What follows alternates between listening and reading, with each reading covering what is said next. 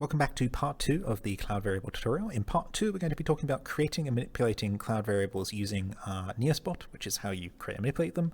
And then in part 3, we'll be going through actually using them. I do apologize for the length of this series, but there is a lot of theory to go over and a lot of configuration to go over, and I did want to split it up, so if you wanted to jump around, that's perfectly fine.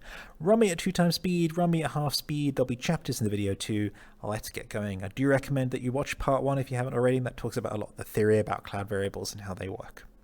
Let's get started. I'm going to start by talking about how you define these things. So you heard me mention it earlier, but you define these things by messaging the neosbot. So I'm going to show you how to do that. So I'm going to hop over into Smooth POV here, open up my dash, which is in the middle of a random folder. So I switch to the contacts tab here, and I'm going to turn on private UI.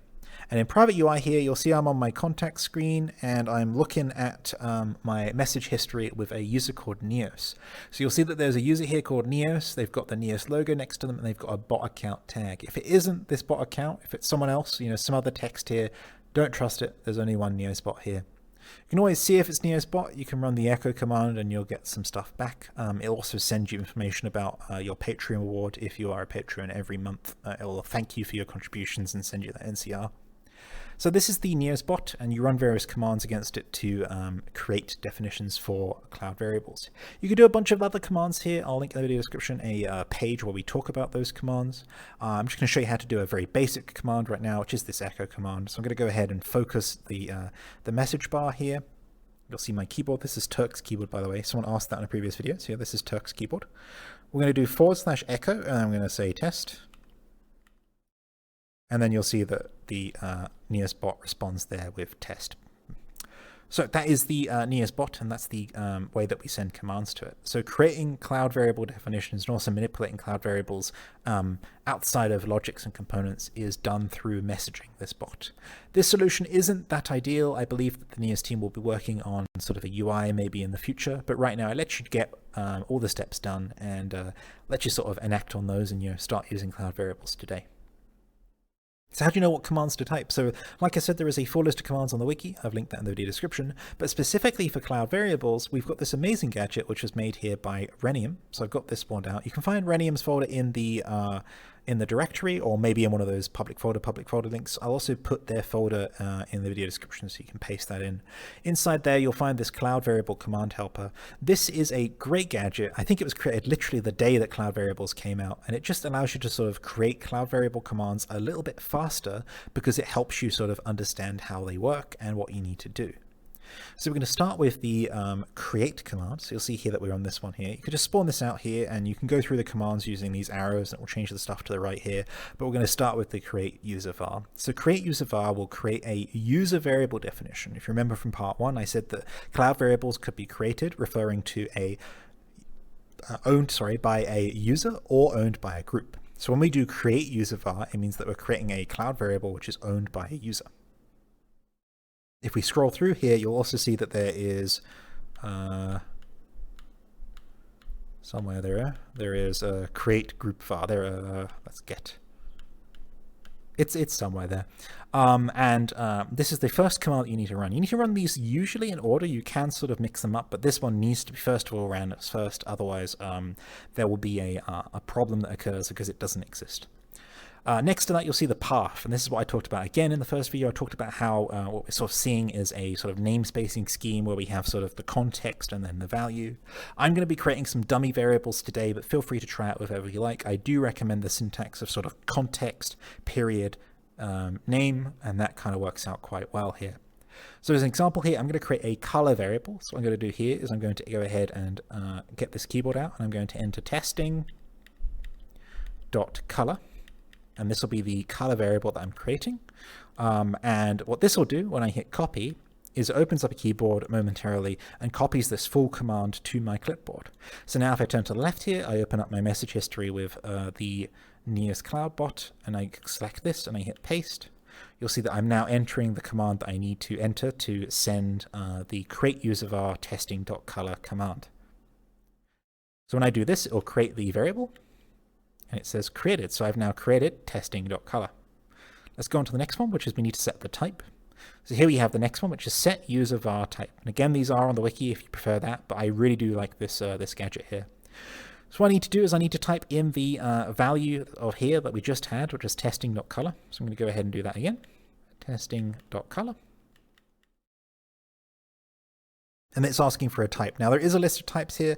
I'm not quite sure if that's the full list of types. It will include the common types that you'll probably want to use. So we're going to go through them. Bool, int, float, string. Looks like they've just got bool, int, float, string. We actually need color here. So I'm going to go ahead and specify color. That helps if I spell it right. Color. There we go. Then I'm going to go ahead and hit copy.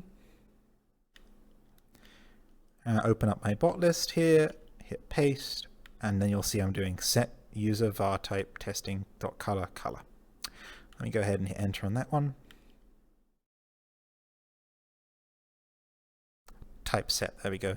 Just realized I should pull over the definition instructions here so we can refer to them as we go. So far what we've created is that path name. We created testing.color. We created the data type of color. We're now going to go ahead and set a default value.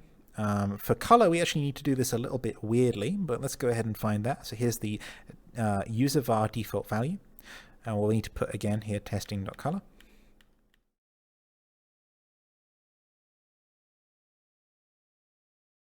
And then for the default value here, we need to specify a value which is the two-stringed version of that value. I'm going to show what that means by just sort of playing around with tell a private UI for a moment. Sorry, my inventory is always a mess, and I'm scared of showing something I shouldn't, so I always hide it when we go back to the root of it. So I'm just grabbing a logics tip from Neos Essentials here, and I'll turn back on that private UI. So what I'm going to do here is I'm going to go ahead and go into my logics menu. I'm going to go ahead and create a color. And we'll just say red, so we put 1 here, and then we put 1 into the alpha, and then I go back to operators, and I scroll to operators and I find toString. Plug the color into toString, and we get that value. That's what we need to type. If we wanted the default value of this color value to be red, we would type that as the default value. So I'm going to go ahead and type this. You could also specify this manually if you wanted to edit u-rhenium's gadget to be a little bit more friendly. You could do that, but I'm sure they're probably working on some edits as they go today anyway. Well, not today, but just generally. So there we go. I've now typed that into there. I can hit copy, turn to the left here, go back to contacts, go here, paste, enter. Palette usage. Might have to surround that in quotes. I should have gone for a simpler data type here, but do bear with me.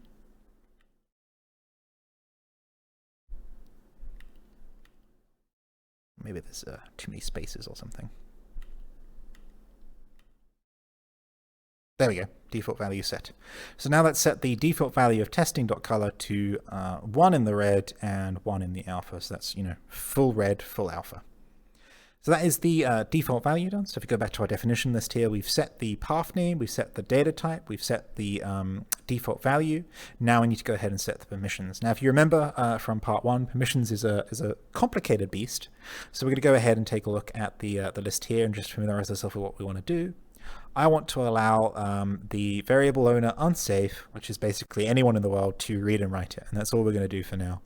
Remember that the variable owner is the person who owns the value and not the definition owner. We'll also set definition owner unsafe to read. Well, she can't be used for user variables, so we won't worry about that one anyway. So we'll just set variable owner unsafe to read. Let's go ahead and see how the u-rhenium command helper can help with that. We're actually done with this logic, so go ahead and move this out of the way. So we'll go down to setUserVarPerms. And again, here we can say, hey, testing.color.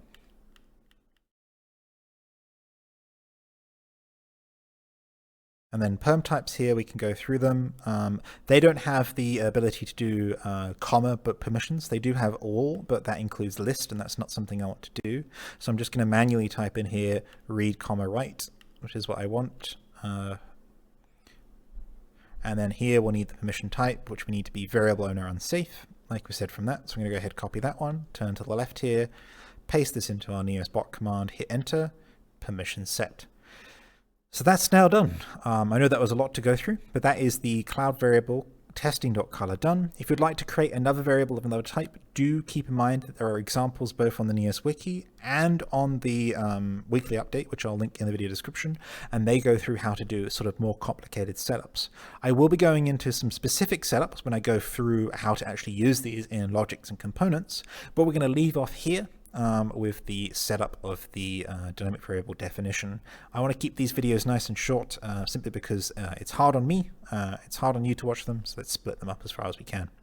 I'll catch you next time, or we'll be using testing.color and reading it within the world. I'll see you next time. Bye bye.